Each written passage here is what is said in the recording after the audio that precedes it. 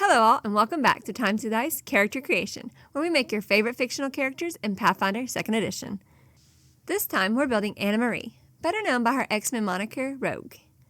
As a child, Rogue ran away from home and was taken in by two mutant terrorists who not only became her surrogate family, but also recruited her into the Brotherhood of Evil Mutants. And with a name like that, you can probably guess their whole deal. She fought alongside them for a while, but when her powers, absorbing the life force, memories, and skills of anyone she touched, resulted her memories being permanently merged with that of the hero's Miss Marvel, things got complicated. Struggling with her uncontrollable abilities, Rogue eventually turned to Charles Xavier for help. He took her in, reforming her from a Brotherhood member to a dedicated X-Men, fighting to bridge the gap between humans and mutants, while helping young mutants master their powers. So beware of spoilers, and without further ado, let's get started. So, what do we need to bring Mrs. X to life? First, we need to be a master thief. Not just at swiping physical trinkets, though her time with the Brotherhood made her plenty skilled at that. Rogue has to be able to steal an opponent's life force, skills, and memories with a single touch. Next, not every enemy she faces is susceptible to her powers, so we need to make sure she can hold her own in a fight, even against Senator Kelly's towering Sentinels. And finally, one of the biggest perks of rolling with the X-Men? There's never a shortage of powers to absorb, whether she's taking them by force from her enemies or borrowing them willingly from her allies. We've already established in other X-Men builds that mutants are just humans with a little extra spice, so there's nothing groundbreaking about Rogue being a human. Like all humans, she starts with 8 hit points, is a medium creature, and gets attribute boosts to both dexterity and constitution. We're also taking the skilled heritage to get training, and eventually expertise in thievery. Stealing from people is literally her superpower. For our background, we're taking Magical Misfit, which might as well be called the Magical Criminal background. Rogue's backstory is all about using an uncontrollable, powerful ability to assist a group of supervillains, so it fits perfectly. This background gives us an attribute boost to dexterity and charisma, skill training in arcana and underworld lore, covering both her understanding of the powers she absorbs and the criminal connections she left behind, and the trick magic item feat, letting us use magical items from traditions we wouldn't normally have access to. Because if anyone can make use of a power that isn't hers, it's Rogue. For our class, Rogue is, well, a rogue. And no, it's not just because of the name. Rogues are expert at stealing things, and since that's literally the core of Rogue's power set, it's the perfect fit. As a rogue, we get 8 plus our constitution modifier of hit points per level, making us decently durable, but let's be real, we'll be relying on Colossus and Wolverine for taking the big hits. We get expert proficiency in reflex and will saves, and trained proficiency in fortitude saves. But our strength lies in our skill proficiencies. We pick up stealth for sneaking around, acrobatics and athletics from all that training in the danger room, deception because we played both sides and make the perfect double agent, medicine for some of the first aid knowledge, religion to understand the different sources of magic in the Marvel Universe, society to keep up with political maneuvering, and survival from our time as a runaway. On top of that, we've absorbed enough combat skills to be trained in all simple and martial weapons, even if we usually just rely on our fists, and we get proficiency in light armor. Let's talk attributes. Strength is at a +1. We've got some combat training, but it's far from our claim to fame. Dexterity is at a +4. Dodging enemy attacks and getting in a single touch is what we're all about. Constitution is at a +2. We've taken hits from some of the Marvel's biggest hitters and haven't died yet. Well, we haven't stayed dead at least. Intelligence and wisdom are both at +0. Dropping out of school and joining a terrorist group will do that for you. And finally, charisma is at a +2. If you want to convince the world that mutants aren't all bad, then you have to have a face for the party. Remember, if you don't like, comment, and subscribe to this video, then you will be forever cursed by the spirit of some guy who haunts YouTube algorithms or something. Now back to the video. At level 1, we get a Rogue's Racket, and we're taking Elder Trickster to grab a spellcasting dedication right out of the gate. Rogue's powers are genetic, and with Mystique as her adopted mother, the closest thing Marvel has to a changeling, the Hag bloodline from the Sorcerer dedication fits perfectly. This gives us 2 occult cantrips. Daze deals a small amount of mental damage and can even stun a target if they critically fail their will saves. And Join Past lets us steal memories with a single touch, allowing us to aid allies with a recall knowledge check because absorbing information is kind of our thing. Level 1 rogues get a surprise attack, which makes enemies off guard if we act before them in combat and we rolled a stealth or deception check for our initiative. And sneak attack gives us extra damage when hitting an off-guard target with an agile or finesse weapon. At level 1, we also pick up an ancestry feat, a class feat, and a skill feat. General training lets us take toughness because nothing else matters if we can't stay alive, and more hit points and better recovery checks help with that. Nimble dodge is our class feat, letting us react to an attack and gain a +2 AC boost against it. Simple, effective, and keeps us on our feet. And lastly, recognize spell helps us identify enemy spells, automatically recognizing rank 2 or lower spells, and if we critically succeed, we get a +1 bonus to our AC or our saves against it. At level 2, we grab the Magical Trickster class feat, letting us apply sneak attack damage whenever we hit an off-guard enemy with a spell attack roll. I mean, wouldn't you be off guard if a goth superhero stole your powers and then threw them right back at you?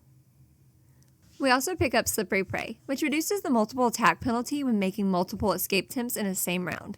Because let's be real, Rogue has to slip out of Sentinel's grip somehow. At level 3, we grab Incredible Initiative, giving us a +2 circumstance bonus to initiative rolls, so we're always ready to throw the first punch. Streetwise lets us put all the time on the streets to good use, letting us skip gather information entirely. We just know things with a simple society check. Finally, level 3 rogues get denied advantage, making sure we don't get caught slipping, keeping us from being flat-footed against hidden or flanking enemies of our level or lower. We're already a solid rogue, but you didn't click on this build just for that. You want mutant powers. Well, at level 4, we finally start tapping into Rogue's true potential with basic sorcerer spellcasting, giving us access to rank 1 spells. For our spells, we're picking up Enfeebled and Befuddled, sapping our foe's strength and mental faculties, just like Rogue draining powers with a single touch. And since Rogues absorb more memories than she can count, we grab Dubious Knowledge, making sure we always recall something about a subject, even if half of it is completely wrong. At level 5, we pick up Clever Improviser, because Rogue's absorbed enough skills over the years that even if she's not trained in something, she could probably remember a time where she was. We also grab Eyes of the City, letting us track down targets using diplomacy or society instead of survival. And with weapon tricks, we increase our simple and martial weapon proficiencies to expert. Plus, now we can apply critical specialization effects on any attack that qualifies for sneak attack. Level 6 brings us our basic bloodline spell, Jealous Hex, which drains a target's highest attribute for a minute or until they shake it off with a will save. It's like Rogue sapping an enemy's strength and leaving them vulnerable for the rest of the fight.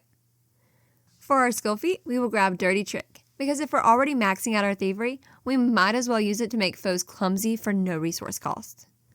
And finally, rank 2 spells open up for our first real step towards stealing powers for ourselves. Umbral Extraction lets us snatch an unused spell slot from an enemy with a steal attempt, using it ourselves over the next 3 rounds. Meanwhile, Umbral Mind Theft works the same way, except instead of spells, we steal memories, gaining training in one of the victim's lore skills for a while. Rogue doesn't just defeat her enemies, she becomes them.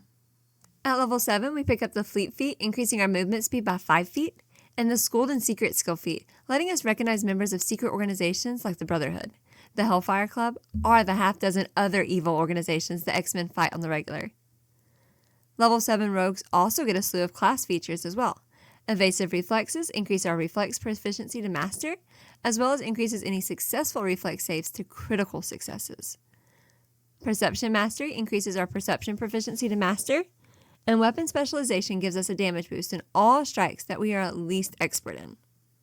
At level 8, we get the Loner spell class feat. This lets us borrow a spell from an ally that we can use at any point throughout the day, and since we got the spell willingly, we don't even have to inflict any mental damage.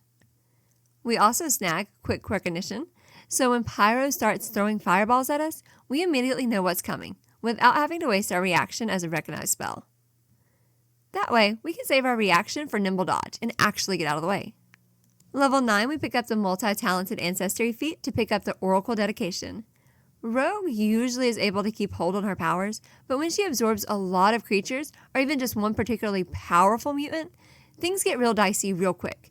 And to reflect this, we pick up the Lore Mystery for the Curse of the Torrential Knowledge. This is probably the first time I've picked an archetype specifically to cover a weakness. Anyways, this curse doesn't have a lot of ways to come up at the moment, but when it does, we take a penalty to our perception checks and will saves equal to our curse-bound value. This dedication also gives us 2 cantrips. Void Warp is just another damage a creature you can touch spell, but Message allows us to send a text message to an ally within 500 feet with the team's walkie-talkies. We also get Debilitating Strike, making a foe we hit with a critical hit enfeebled or slower, and Rogue's Resilience increases our Fortitude saves to Expert and upgrades successful hits into critical successes instead. At level 10, we get the first Revelation class feat, giving us the Brain Drain focus spell. This kind of works like an upgrade Umbral Mind Theft, doing a bit more damage and immediately letting us to make a Recall Knowledge attempt with the target's proficiency. We also get Pickpocket, so that it's not just our mutant ability that makes us a good thief. Level 11, we take a Q or 2 from Gambit with the Tumbling Teamwork and Tumbling Theft skill feats. With this, we can make use of the time we spend tumbling through it in enemy space, by either stealing from them or setting up an ally's movement respectively. And finally, Rogue Expertise kicks in, increasing our class DC. At level 12, we get Expert Sorcerer spellcasting, unlocking rank 4 and eventually 5 and 6 spells. We don't have any need for any higher rank spells other than for Umbral Graft, which is rather than letting us steal an opponent's spell slots, we can take the spells that have already been cast and are in effect. All higher ranking spell slots will just be used to heighten spells that we already know, so that we can steal higher ranks of spells. We want to make sure that these spells get off, so we will pick up Assurance so that our thievery checks never roll too low. At level 13, we finally take a page out of Captain Marvel's book and grab the Aeromancer feat, giving us a permanent access to flight. No more relying on Storm or Pixie, we're taking to the skies on our own terms. We also pick up Criminal Connections, because even though we're with the X-Men, it's always good to have contacts in the Brotherhood. Or, any other shady circles we've crossed paths with. And now for the massive power spike. Master Tricks bumps our weapon proficiency to Master, making us even deadlier with our strikes. Greater Rogue Reflexes increases our reflex saves to Legendary and turns critical failures into failures, while also having all the damage from failed reflex saves. Good luck catching us. Light Armor Expertise upgrades our armor proficiency to Expert, making us harder to hit.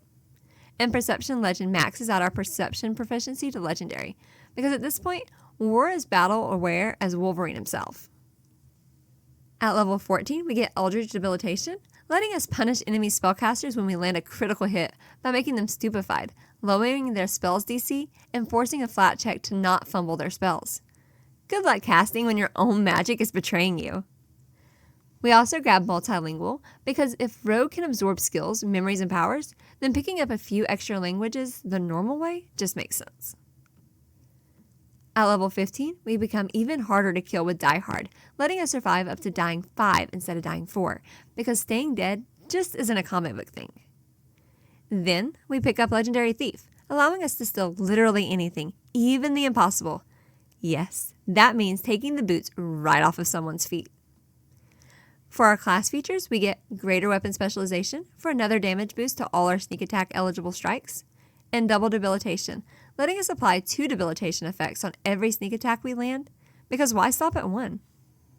At level 16, we take the Still spell, letting us rip an enemy's highest spell slot, up to 8th rank, for free, but with a huge catch. We have to stand next to them for 10 whole minutes, and then we only get to use the spell for 1d4 rounds. Not exactly the best trade-off, but hey, if we saw a high-level spell at the perfect moment, it can turn the tide of the battle. We also grab Unified Theory, meaning we don't need to waste skill increases on nature, religion, and occultism. Arcana covers everything. Now we can identify literally any weird superpower, whether it's Wanda's reality warping magic or the Fantastic Four's cosmic mutations.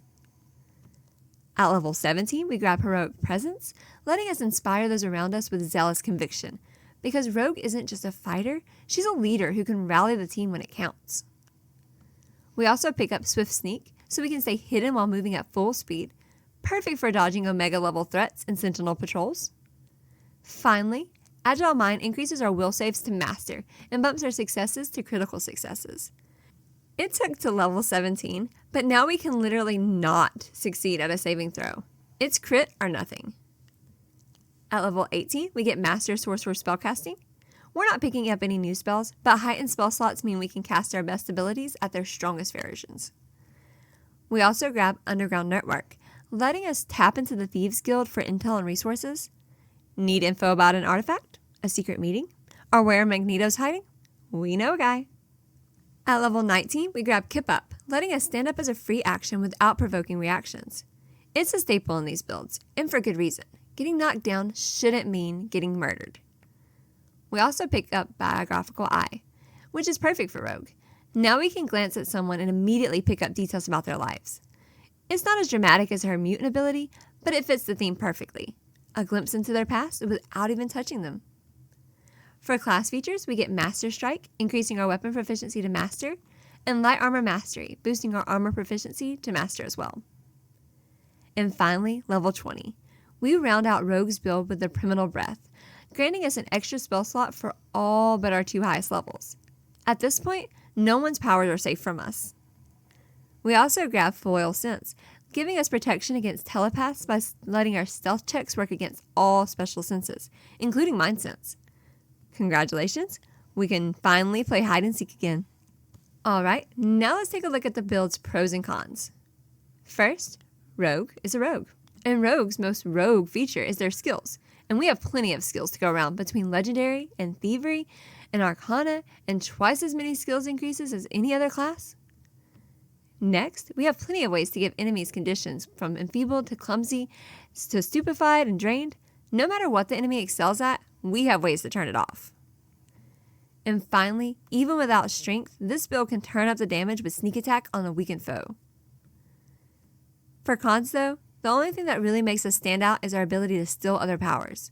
So if we would go up against someone without a good stealable ability, we start to feel a bit lackluster. Next, we don't really have a way to deal with foes that can keep their distance. This isn't a problem if you don't play exactly the character. You can pick up some range spells, but if you're a purist, that's the price you pay. And finally, martials have no stealable abilities or stealable proficiencies, and more than enough damage output to put us down permanently. Overall, this rogue is an absolute menace, a fast, hard-to-kill, slippery thief who drains enemies of their strengths and skills. While not a full caster or a martial powerhouse, her adaptability, survivability, and control make her an unpredictable force in any fight. Got any tweaks or ideas to make to this build even better? Drop them in the comments. And if you like this guide, don't forget to like, subscribe, and hit that notification bell so you don't miss the next Time to Dice build. Until next time, keep rolling high, and I'll catch you in the next one.